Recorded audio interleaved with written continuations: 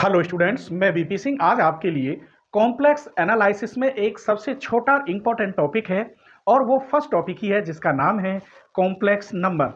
तो आज मैं कॉम्प्लेक्स नंबर बताऊंगा और उसमें कुछ very very important MCQ question बताऊंगा जो इस साल एग्जाम में आने के लिए 100% तैयार हैं और बीएससी के साथ साथ पीजीटी, टीजीटी, गेट, नेट अर्थात जिनमें 12th लेवल का सिलेबस आता है या बीएससी लेवल का सिलेबस आता है उनके लिए तो complex number very very important है। आइए, कॉम्प्लेक्स नंबर होता क्या है? कॉम्प्लेक्स नंबर होता है रियल और जो इमेजिनरी है उन दोनों का सम या डिफरेंस या रिलेशन। क्या कहलाएगा? Complex number. तो सबसे पहले मैं कॉम्प्लेक्स नंबर की डेफिनेशन लिखता हूं, फिर समझाता हूं और फिर आपको एक एक क्वेश्चन इंपॉर्टेंट दूंगा जो ऑब्जेक्टिव क्वेश्चन है। चलिए, complex number.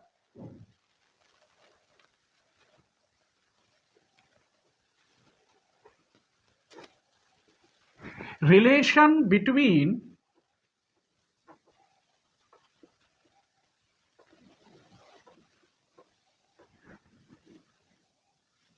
real and imaginary. Real and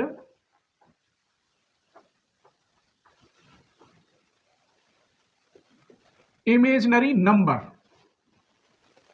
is called complex number.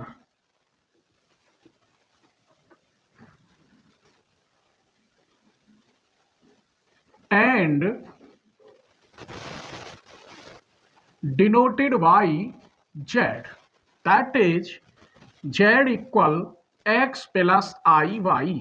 यहाँ x रियल नंबर है और y का कोफिशिएंट i है, तो y क्या है? यहाँ इमेजिनरी नंबर है। और किससे डिनोटेड करते हैं इसे? z से। रिलेशन इसमें किसका है? एडिशन का। कोई भी रिलेशन हो, एडिशन हो या सब्ट्रैक्शन हो, उसमें रियल और इमेजिनरी दोनों हो तो वो नंबर कॉम्प्लेक्स नंबर कहलाएगा। क्लियर? आइए, अगर z बराबर ये है तो z बार अगर हम निकालते हैं तो ये i का कंजुगेट बन जाता है। क्लियर? ये इक्वेशन फर्स्ट और ये इक्वेशन सेकंड, इन दोनों को आप प्लस करिए, z प्लस जेड बार, तो यहां कितना हो गया? 2x। इसका मतलब इसको मैं लिख सकता हूं z प्लस जेड बार को twice real of F Z. क्यों? क्योंकि ये रियल निकला है, दूना है, तो z प्लस जेड बार को ऐसे भी लिख सकते हैं। माइनस करिए z माइनस जेड बार, तो ट्वाइस आई वाई। इसे मैं ऐसे भी लिख सकता हूं z minus z bar equal twice imaginary of F Z, ऐसे भी लिख सकते हैं। वैसे x इक्वल क्या हो गया? 1/2 जेड प्लस जेड बार, और y इक्वल होता है 1/2i जेड माइनस जेड बार। यहां से 2 अपॉन में जाएगा, ये लिख दिया, 2i अपॉन में जाएगा, ये लिख दिया। यहां तक कोई परेशानी? तो अभी तक मैंने आपको बताया कॉम्प्लेक्स नंबर और उसका कंजुगेट। ठीक है, ये पॉइंट कहां होते हैं? x और y एक्सिस। अगर ये z प्लेन है तो यहां जो x एक्सिस होगा रियल और यहां होगा y। तो इसके अगर मैं पॉइंट बना के दूं आपको तो x कोमा y, क्योंकि y इमेजिनरी का होता है, वर्टिकल लाइन इमेजिनरी की और हॉरिजेंटल लाइन रियल की होती है। तो इसको हम लिखेंगे x प्लस आई वाई को कैसे लिखेंगे? x comma y. x minus i y को लिखेंगे x कोमा माइनस वाई। तो ये आप ध्यान रखेंगे। क्लियर? चलिए, तो अब हम बताते हैं आपको कॉम्प्लेक्स नंबर में मॉडुलस क्या होता है और एम्पलीट्यूड क्या होता है। चलिए लिखते हैं। मान लीजिए let z equal to X plus I Y, यही तो कॉम्प्लेक्स नंबर होगा, रियल और इमेजिनरी। वेयर x इक्वल ले रहा हूं मैं r cos थीटा और y इक्वल ले रहा हूं r sin थीटा। क्लियर? इन दोनों का स्क्वायर करिए आप, X square plus Y square equal to R square common cos square theta plus sine square theta 1। This implies R square equal हो गया X square plus Y square, तो R equal आएगा under root के अंदर X square plus Y square. यहां केवल positive sign आता है। ठीक है, where R is called absolute value, या इसे हम एब्सोल्यूट वैल्यू को मॉडुलस भी कहते हैं। तो आप ध्यान रखेंगे, तो जो आर की वैल्यू निकली है अंडर रूट के अंदर, वो वैल्यू मॉडुलस कहलाती है, या उसे हम एब्सोल्यूट भी कहते हैं, या absolutely value of F Z ऐसे भी बोलते हैं। आइए अब हम एम्पलीट्यूड बताते हैं। Sine theta upon cos theta करेंगे, तो R sine theta upon R cos theta, इधर हो जाएगा वाई अपॉन एक्स। ये आर से आर कट गया, sine upon cos tan theta equals to y upon x. This implies theta equal tan inverse y upon x, where theta is called amplitude.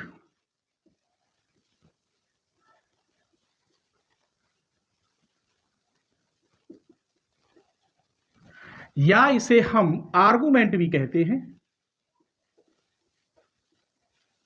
Argument of Z, और इसे हम लिख भी सकते हैं एंड रिटेन एज। तो theta को हम लिख सकते हैं ऐसे, एम्पलीट्यूड जेड या आर्गुमेंट जेड। यहां तक कोई परेशानी? अब आर्गुमेंट के कुछ रूल्स होते हैं जो लॉग जैसे लगते हैं, जैसे लॉग में लगाते थे ऐसे। आइए, जैसे मैंने ले लिया, ये है आर्गुमेंट जेड की पावर एन, तो इसे लिखेंगे एन आर्गुमेंट जेड। ये एन पहले आ गया। मैं ले रहा हूं ऐसे आर्गुमेंट z1 इंटू z2, तो इसे इंटू को प्लस में बदल देते हैं, argument z1 plus argument z2। एक और देखिए, argument z1 upon z2 equal to, इसे माइनस में ले लेंगे, argument z1 minus argument z2।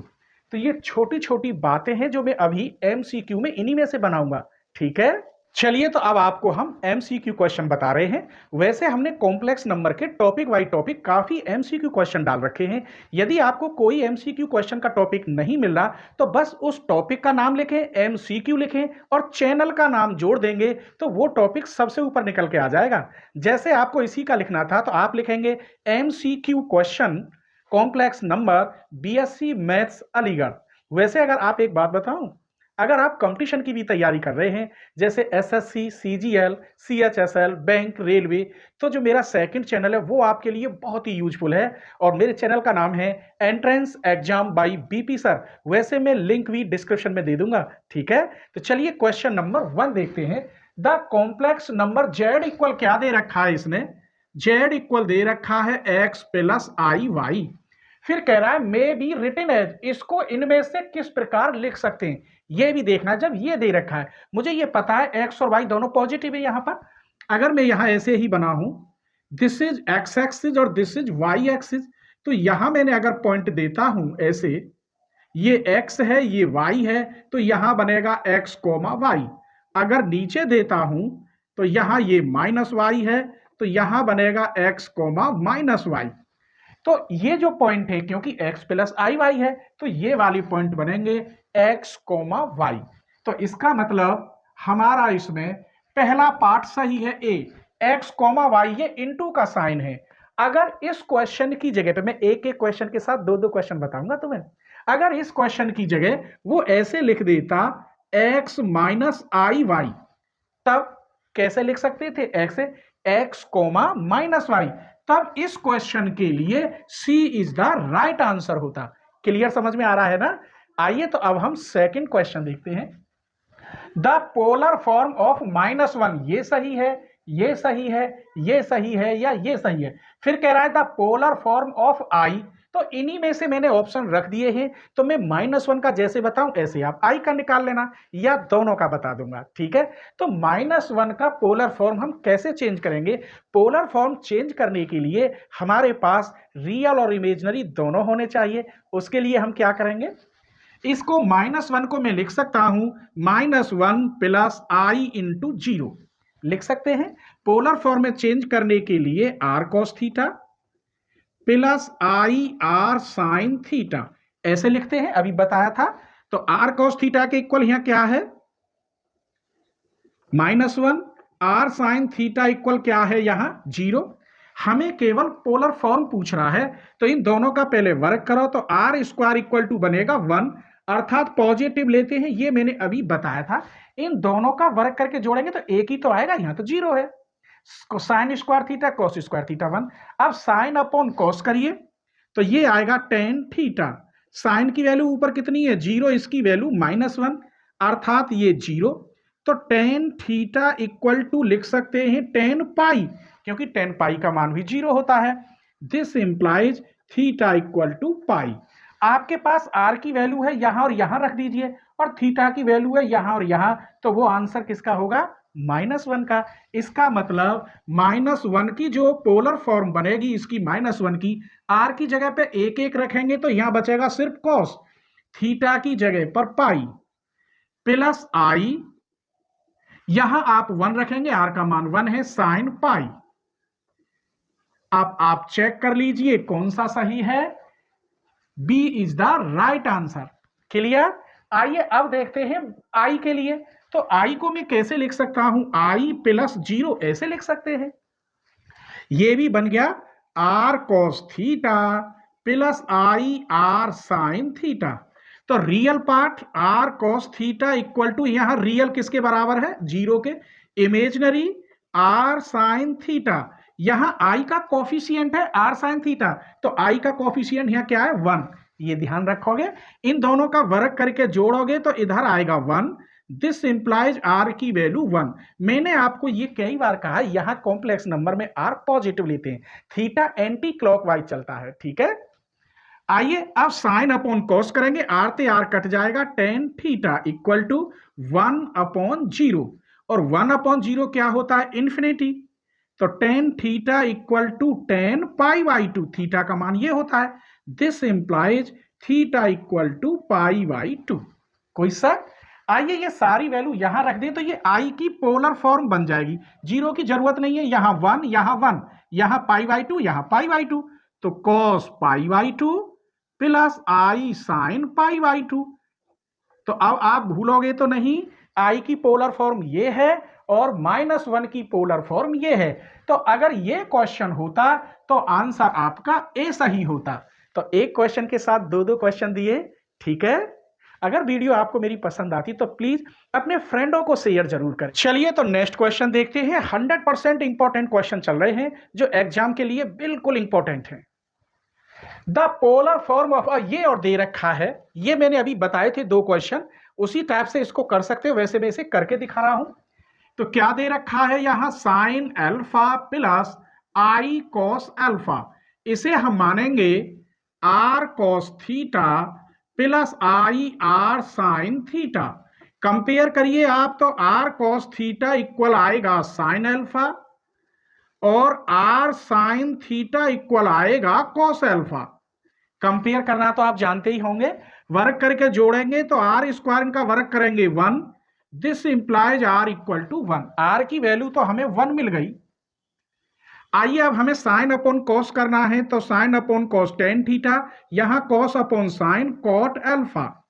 तो टेन थीटा इक्वल टू, इसे मैं 10 में तोड़ता हूं तो पाई बाई 2 माइनस अल्फा, तो थीटा इक्वल आएगा पाई बाई 2 माइनस अल्फा। यहां आर की वैल्यू तो 1 रख दीजिए और थीटा की वैल्यू ये रख दीजिए, तो ये बनेगा cos pi by 2 minus alpha plus I sine pi by 2 minus alpha.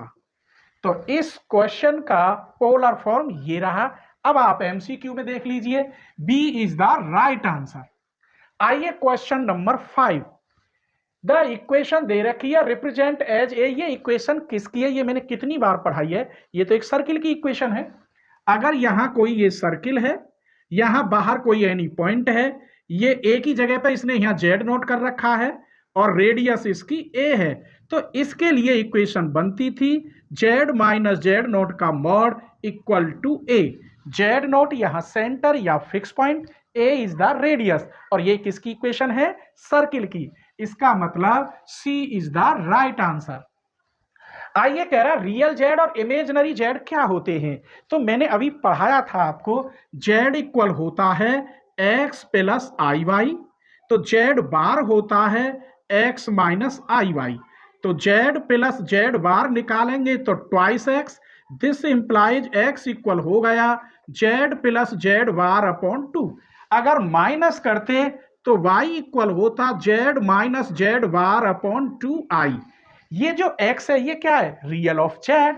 इसका मतलब रियल ऑफ जेड की जो वैल्यू होगी जेड प्लस जेड वार अपॉन टू। ये y क्या है, इमेजनरी है। इसका मतलब इमेजनरी जेड होगी जेड माइनस जेड वार अपॉन टू आई। तब देख लीजिए इसके लिए तो ये सही है और इमेजनरी जेड के लिए ये सही है। इसी में से मैंने दो दो क्वेश्चन दिए हैं आपको, ठीक है। चलिए तो इन क्वेश्चनों को देखते हैं। आर्गुमेंट के क्वेश्चन है, इंपॉर्टेंट क्वेश्चन है। आर्गुमेंट Z1 इंटू Z2 क्या होगा। मैंने अभी बताया था कि आर्गुमेंट अगर लिखा हो तो उसमें हाई इंटर में जो लॉग लगता है, हाई स्कूल इंटर में, तो लॉग का रूल लगता है। जैसे question number 7, argument Z1 into Z2 equal होगा argument Z1 plus argument Z2। ध्यान रखोगे, इसका मतलब इस क्वेश्चन के लिए B is the right answer. तो मैंने क्वेश्चन 7 लिख दिया। आइए अब 8 क्वेश्चन पूछ रहा है। Question number 8, argument Z1 upon Z2। तो आप समझ गए होंगे इसमें क्या नियम लगेगा, argument Z1 minus argument Z2। तो क्वेश्चन 8 के लिए ए इज द राइट आंसर, तो क्वेश्चन 8 लिख दिया। आइए क्वेश्चन नंबर 9 लेते हैं। ये कह रहा है आर्गुमेंट 1 अपॉन जेड, तो इसे लिखेंगे argument 1 minus argument Z. Argument 1 की वैल्यू 0 होगी, it follow that minus argument Z. इसके लिए सी इज द राइट आंसर। आइए क्वेश्चन नंबर 10 लेते हैं। आर्गुमेंट जेड की पावर एन, ये पहले आ जाता है, एन आर्गुमेंट जेड। तो इसके लिए कौन सा सही है, D is the right answer. Question number 10 clear हो गया।